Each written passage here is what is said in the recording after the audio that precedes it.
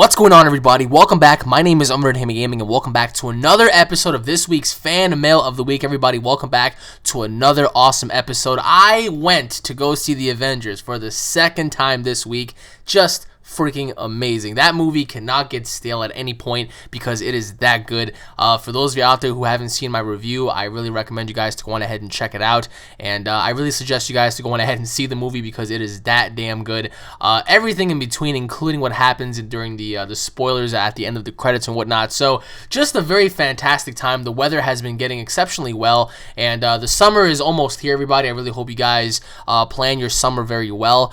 For the first time in a long time, I'm actually gonna have a good summer this year because I spent my last 3 summers just working, and it's just been like slave labor repeatedly. So before we get into this, everybody, I really hope you guys go on ahead and check out my second channel at UnrealEnt Network. On there, you're gonna find a whole bunch of awesome stuff that you guys won't find on here, including discussions and debates for various different topics such as horror movies and sports, ESPN, Dragon Ball Z, so many Dragon Ball Z what if battles, including subscriber battles that I've done on there, which is pretty cool.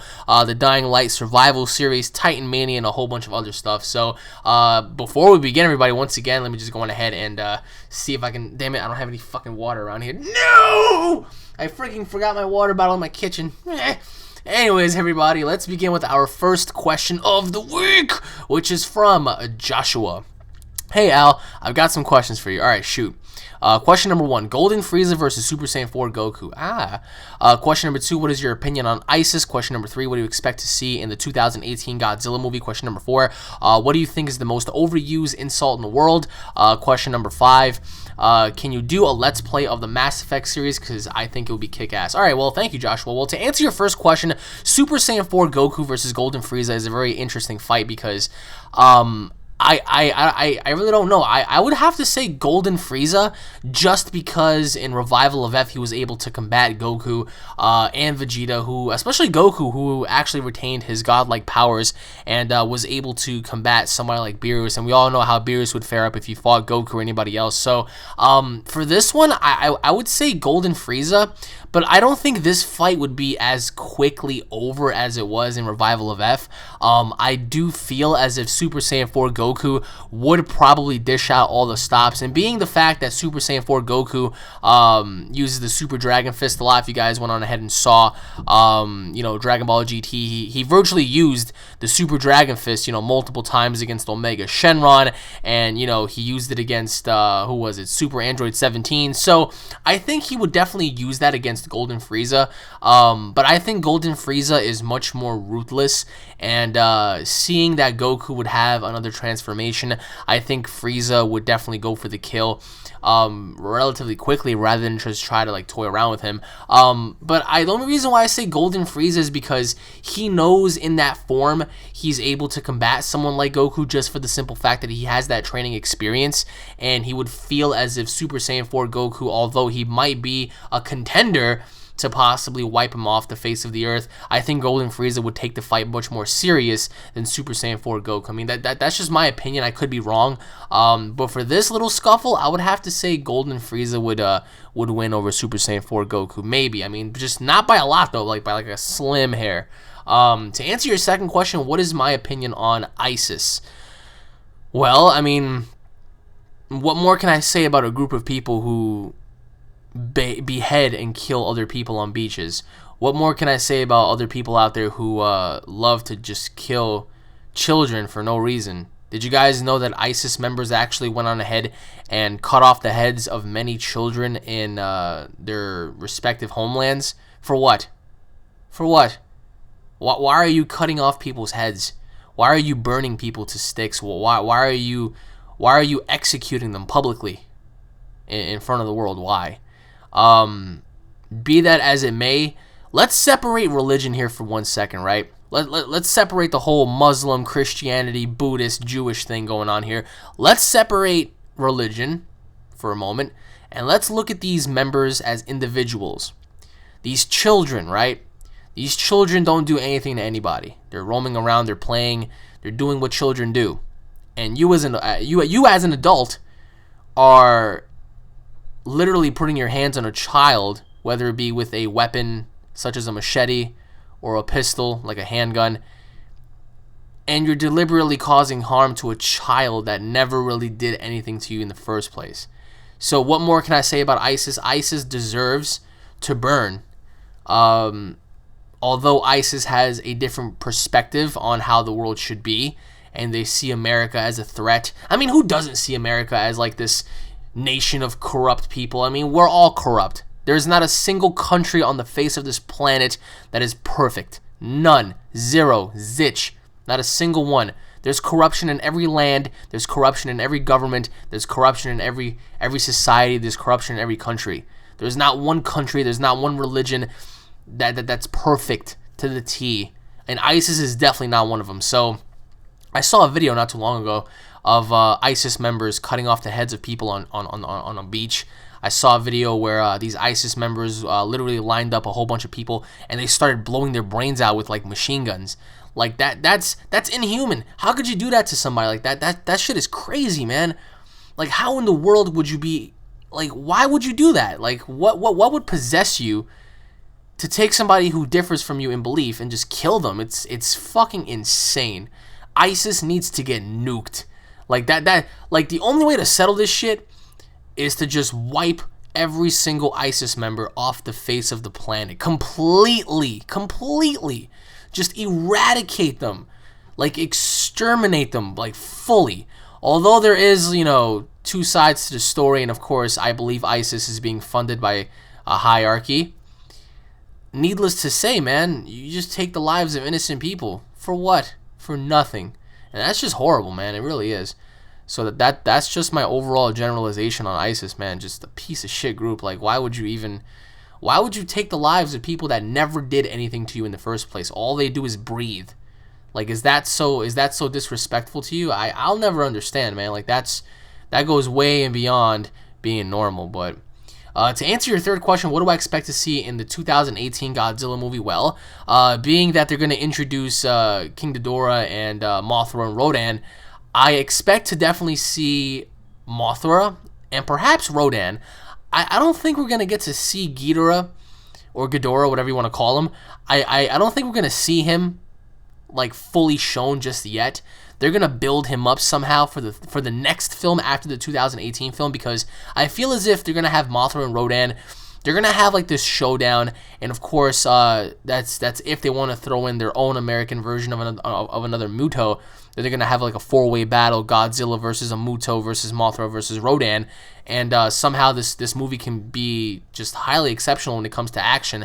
But I don't think Ghidorah is actually going to make an appearance. Well, I think he's going to make an appearance in the end, but he's not going to be that overwhelming factor that, you know, he stands opposed to Godzilla. I think Godzilla and Ghidorah are going to have a flatline one-on-one battle during the third film. Now, I could be wrong.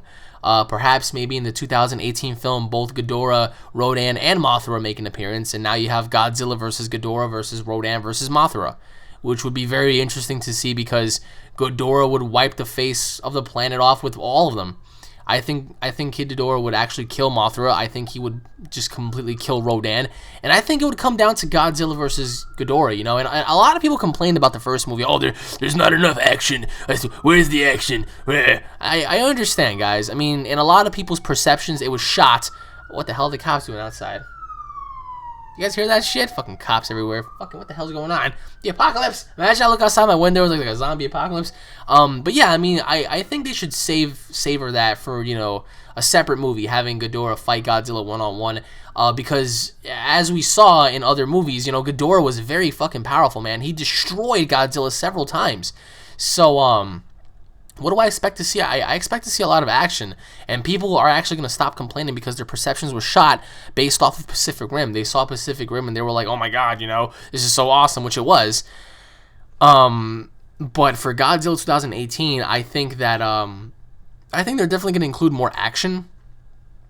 In terms of story, they're still going to keep that overall generalization of the story with Godzilla, but as of using all the characters, I'm a little iffy on them using everybody in terms of using all the monsters in one film. They're definitely going to save one. But I mean, that's just what I expect to see so far, to be honest with you. To answer your fourth question, what is the most overused... Oh my god. The most overused insult in the world. I think it's probably when people say, you're gay. It's like, what the fuck? Why are you using a homosexual reference towards somebody if they're being stupid? Because a lot of people often connect by saying you're gay to something similar as if saying you're stupid. It's like saying, instead of saying you're stupid, they say you're gay. It's like that's really dumb. It's like, what the fuck? That makes absolutely no sense. So that's like the most overused fucking word in the world. Oh, you're gay. Why don't you just say, yo, you're fucking stupid? Why don't you just say that shit? I mean, that's saying stupid and saying gay is like two different things. I think the word stupid is much more insulting than saying gay. It's like, oh, you're gay. Okay. Well, you're gay. Oh, no, you're gay. Whereas opposed to somebody flat out saying, yo, you're stupid. That right there just hits like the core. It's like, what? You called me fucking stupid? You're fucking stupid.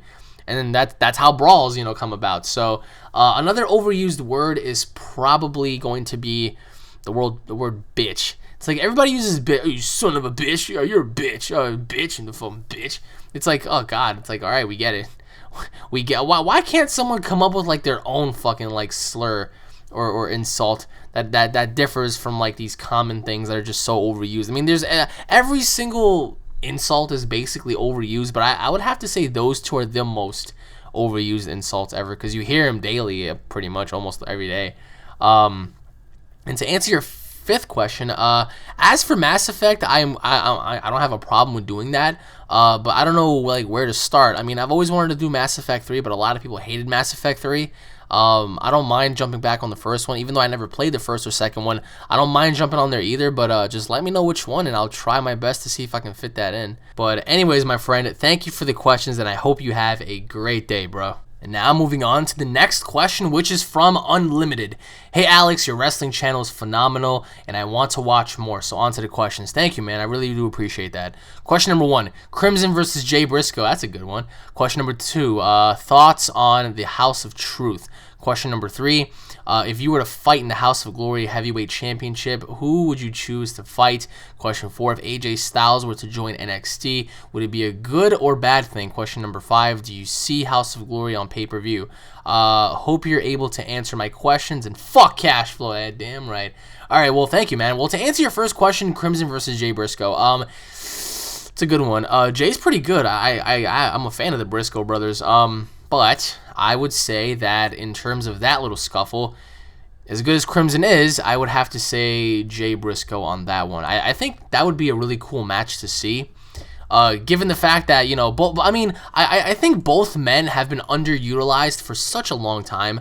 And I feel as if, if these two were to have a match, I feel as if it actually would be a good thing to see. I mean, a lot of people would say, oh, Crimson sucks, this, that, and the third, this person sucks, that person sucks. I don't think so at all. I think it'll be a really, really, really, really good match to see. But in terms of that little scuffle, as I said, I would have to say that I have to say Jay Briscoe would be the winner of that one, to be honest. So in terms of Crimson versus Jay Briscoe, I would have to say Jay Briscoe. To answer your second question, House of Truth. Well, Ring of Honor's House of Truth with I think it's Truth Martini as like their like little manager or whatnot. I think House of Truth is pretty cool. Be that as it may, honestly, I haven't seen too much of them. I saw their match with the I think it's the Flatliners, and it was a really good match. And for me, I think House of Truth definitely has something going on. Although I'm curious to see what else they have planned in the near future. For me personally, I can't really give you my full-on opinion because I haven't really looked too much into them. But from what I've seen with the Flatliners, I think they're pretty good. I think they're pretty decent. So who's to say that they can't really advance forward in the business? Just my opinion, though, of course.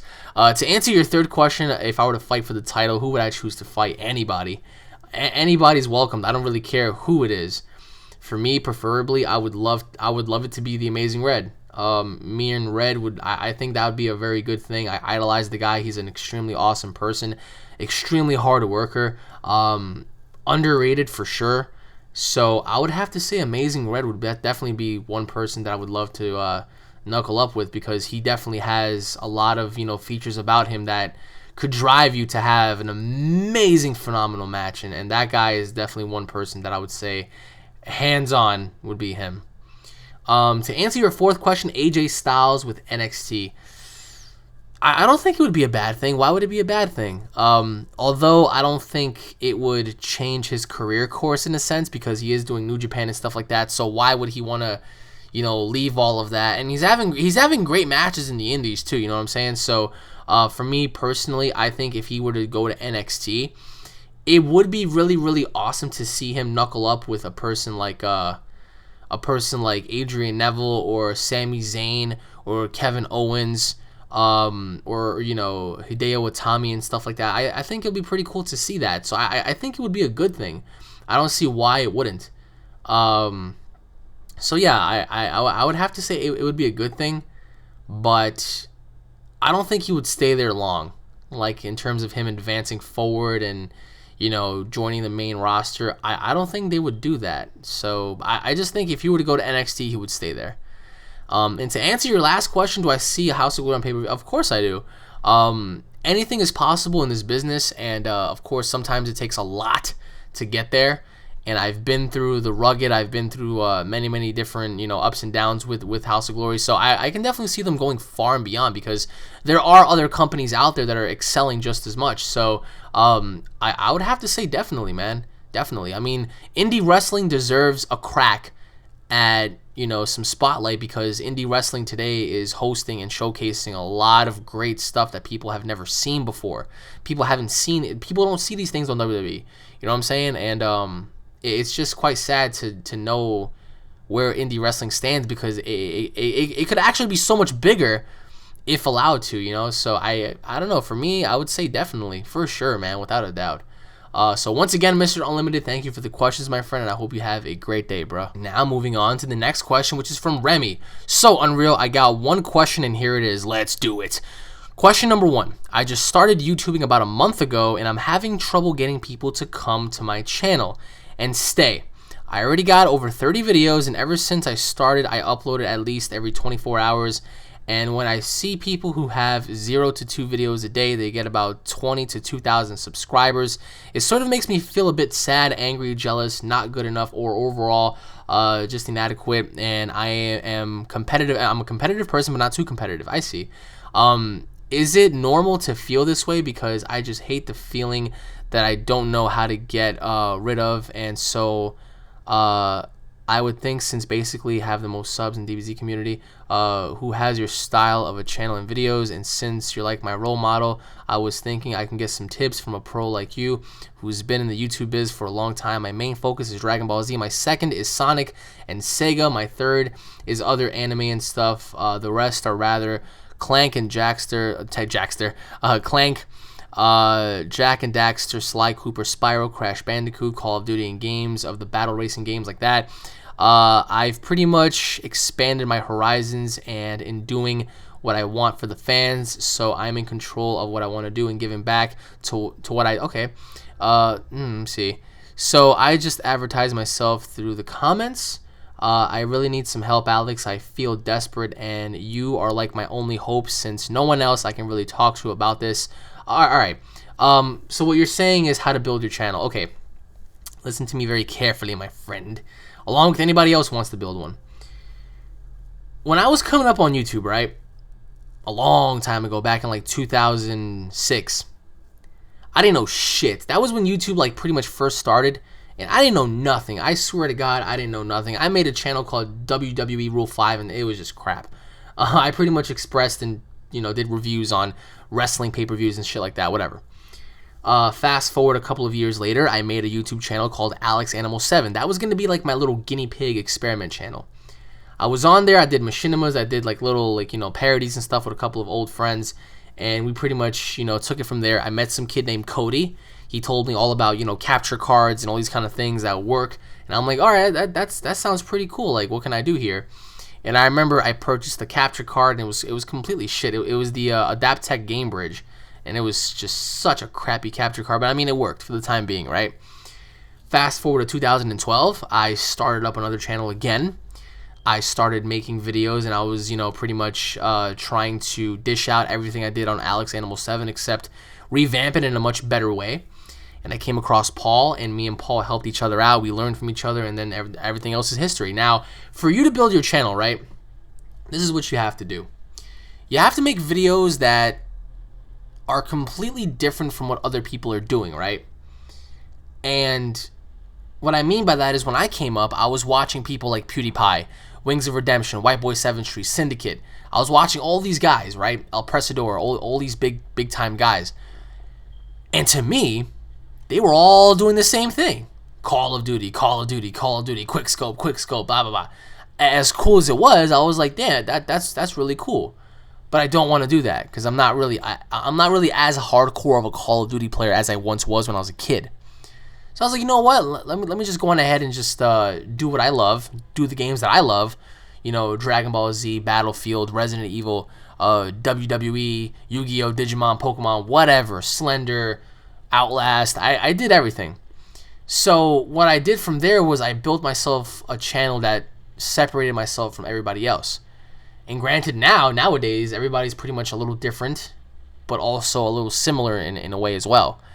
So for you, it's all about the tags. Make sure that your videos have good tags that can correlate. For example, if I want to look up a Resident Evil video, make sure that if you're going to make a Resident Evil video that you have a tag suggested, you know, into where a person might put into the search bar. And, you know, let's say, for example, your video is Resident Evil 4 ending. If I'm a regular person looking up for the ending, if I type in Resident Evil 4 ending, you might want to put that in your description. In your tag section. But it also varies on what to do. I'd suppose advertise yourself through comments, but don't be a nuisance. Don't just be like, hey guys, what's up? I have a channel and I want you guys to check it out. That's not really gonna get you anywhere. It's gonna get you a lot of people. It's gonna get a lot of people to just look at you like, what the fuck are you doing? Stop doing that. It's not cool. You shouldn't be competitive, number one, because who the hell are you competing with? It makes no sense. If you want to be competitive, you're gonna lose. Because look who you're going up against. You're going up against the entire community of YouTube. That's not really, very smart on you. You know what I'm saying? You don't really have direct competition. Why? There's no need for you to be jealous or, sad or, pissed off that other people are gaining stuff that you aren't. Maybe sometimes other people work just a little harder than you. You know what I'm saying? You shouldn't really feel that way because you're not going down. You're only building yourself up. Even if you gain 1 subscriber a day, be happy. I remember when I first started, I was gaining like 2 subscribers, 3 subscribers a week. I was still happy. I was like, yo, man, my stuff is going up. People are watching my commentary. People think I'm funny. I love making people laugh. I loved giving my point of view, my take, my view on things. People enjoy it. I enjoy it. That's how we build a relationship. So by sitting there and just saying, oh, I'm angry and I don't know what to do, don't do that. Just continue to do it, because eventually you're gonna get to where you want to be. Like Rome wasn't built in a day. You know what I'm saying? You're not gonna get to where you need to get to in a matter of a month or 2 or 3 or 4. It's gonna take years, man. I started back in like 2006, came back in like 2008 with Alex Animal 7, came back in 2012, stuck around ever since, man. 2012, 2013, it took me nearly a year and a half, to get as far as I wanted to. So, but for me, I play what I love to play because I love the games that I play, and I present them with the best of my ability, and that's what you should do, man. Maybe perhaps make videos on not only games but other things as well, such as tutorials or vlogs. Vlog about stuff, talk about current events and stuff like that. But the YouTube community is completely different than what it once was. With the current consoles now, you're able to pretty much record off your consoles, and you're pretty much able to just stream it. Streaming is a very big thing too today, actually. If it were not for what the hell was it? What the hell is it called? If it were not for swatting, streaming would be a lot bigger than YouTube. Which is why I don't stream anymore. I don't really use Twitch anymore because I really don't want to have the cops come over and bang on my door for no fucking reason. But yeah, man, tips would be to just keep doing what you're doing and reach out to a few people and just be like, hey, check my stuff out. Let me know what you guys think. Give me some feedback. And you're doing Sly Cooper, Spyro, Crash Bandicoot, Call of Duty. It's different, it's what you like to do. So just keep basing it off that. Don't look at what other people are like, you know, generating. Like, oh, this guy just gained 1 million subscribers. PewDiePie gains like 500,000 to like 1 million subscribers every fucking like what 2-3 weeks. You know, like people, you shouldn't be jealous off numbers like that. I mean, it's PewDiePie. You know, so just be grateful and be, you know, cautious of what you do, and just build yourself from there. I mean, I remember there was a kid named Sam Khan.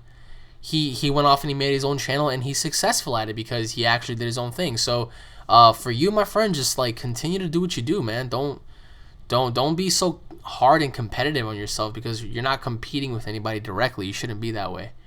But if it makes you feel any better, I really hope people, guys, I really hope people check you out. Just link your stuff on this fan mail video, and let's see how it goes from there, man. Just don't be so competitive, you know. There shouldn't be a reason. YouTube is meant to be fun. Like, interact with each other, man. I interact with you guys all the time. Fan interaction videos, fan mail, everything. So, you know, playing with you guys online and stuff, it's fun, bro. This shouldn't be like life. This should not be as serious as, like, you know, Olympic wrestling or something like that. Like, this shouldn't be the Olympics. This is just something that we should all be having fun on, rather than just beating each other across the head for no apparent reason. So, but anyways, my friend, I really hope that helped, and I really thank you for the questions, and I really hope you have an amazing day, bro. And now moving on to the next question, which is from Reaper Gaming. Hey Alex, if you're reading this, you are awesome, and hopefully you answer my questions. Question number 1, Super Saiyan God Gogeta versus Super Saiyan 4 Vegito. Oh damn. Question number 2, boobs or ass. Question number 3, Supersonic or Super Saiyan Goku. Question number 4, what food are you thinking about eating while reading this? Question number 5, when are you going to come back to House of Glory? You were a beast. Question number 6, would you join the Bullet Club? If you would, that would be sweet. Well, to answer your first question, that would be very difficult. Super Saiyan God Gogeta versus Super Saiyan 4 Vegito. Shit. I really, that's very hard to say, because honestly, Super Saiyan 4 Vegito would be so, like, freaky strong. Like, you guys have no idea. I firmly believe that Super Saiyan 4 Vegito would have no flaw in his fighting technique. Like, this guy would literally just, like, show up hands-on combat and just, like, try to obliterate you in, like, in a matter of seconds. So I think God Gogeta actually fares up very well, because his power cannot be sensed. And of course, with that rapid boost, that would give Gogeta the edge, because he would be a god, and therefore he would have pretty much virtually the same amount of abilities as Vegito, except different formula, different correlation. For example, the 100 times Big Bang Kamehameha is very different than the ultimate final Kamehameha. So, like, you know, moves like that would actually differ. But aside from that, I would have to say probably Super Saiyan 4 Vegito, maybe. Just thinking of, like, multiplying their power times 4 like that is just, like, it's absolutely just massive on so many levels. So for that little scuffle, I do believe that somehow Vegito would be able to maintain that fight in chronological order and not lose his sense of equilibrium, because I do feel like the god power would run out for Mr. Gogeta, of course, and he also has a time limit as well, don't forget that. So with that time limit in motion, I do believe that'll take away a lot from, you know, the battle. So I think for this one, I think it'll be Super Saiyan 4 Vegito. To answer your second question, I'm an ass man. Boom, boom. Yeah, I'm an ass man. Somebody playing the Billy Gunn theme song. That's fucking amazing. Yeah, but I'm more of an ass guy, to be honest. To answer your third question, Supersonic or Super Saiyan Goku. I mean, I shouldn't even answer this. Super Saiyan Goku all the way. Like, Goku, between Goku and Sonic, I'm sorry, brother, but I'm going with the kid who dropped his head on Earth over the little shiny hedgehog, to be honest with you. So I'll have to say Super Saiyan Goku, man. To answer your fourth question, well, what am I thinking about eating right now? I'm thinking about eating some Zeppelis. Oh, that sounds real good. Some really nice and soft Zeppelis covered in sugar. Pizza. Ooh, like a nice cheese pizza. Sounds really good right now. What else? For some reason, I'm thinking about a bacon cheeseburger with hot, steamy, melting cheddar cheese just dripping off of it. Now, I'm fucking hungry right now. I'm about to go to the pizzeria after this, man. I'm fucking starving now. Like, have you guys ever just sat there and just thought about food and then like it just comes to you and your mouth starts watering and you start getting all fucking crazy like Broly trying to eat because like you know you're fucking hungry. So I would have to say those would be my particular foods that I would eat. To answer your fifth question, I never left. So and to answer your final question, the Bullet Club.